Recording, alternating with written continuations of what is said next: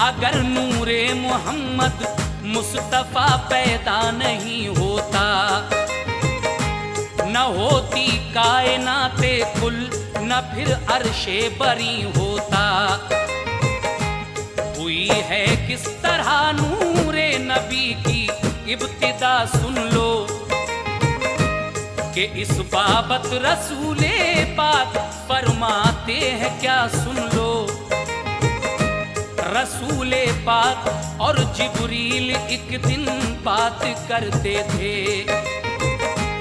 लबे एजाज से आका के उस दम फूल झड़ते थे। वहां सरकार की शहजादी हजरत फातिमा भी थी, अदब और नाज से वो अपने बाबा जान से बोली,